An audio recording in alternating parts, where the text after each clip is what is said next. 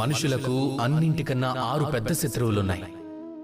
ఇక ఆ శత్రువులు ఇంకెక్కడో కాదు, మనుషుల లోపలే నివాసం ఉంటాయి. ఆ శత్రువులు ఏమిటంటే కామం, క్రోధం, మోహం, లోభం, ఈర్ష్య, అలాగే అహంకారం. మరైతే ఇవి ఎప్పుడు మీకు శత్రువుగానే ఉంటాయా? వీటిని మిత్రులుగా చేసుకునే అవకాశం లేదు అంటారా? ఆలోచించి చూడండి. ఇప్పుడు మనం కామం గురించి ఆలోచిద్దాం, అంటే ఇష్టపడ్డం గురించి. మనుషుల జీవితంలో కోరికలనేవి లేకపోతే అప్పుడు ఆనందాన్ని ఎప్పటికీ అనుభూతి చెందలేరు. ఇప్పుడు ఇదే కోరిక మనుషులకు స్నేహితులుగా మారిపోతుంది. ఎలా?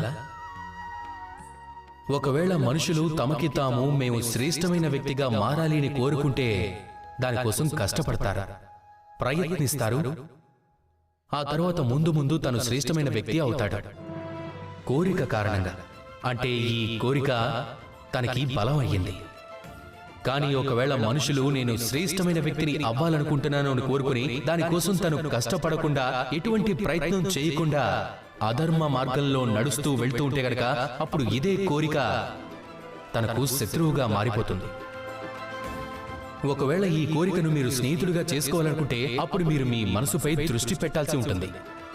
అలాగే మీ ఆలోచనని నియంత్రణలో ఉంచుకోవడం నేర్చుకోవాల్సి ఉంటుంది. అదే చెయ్యండి. అలా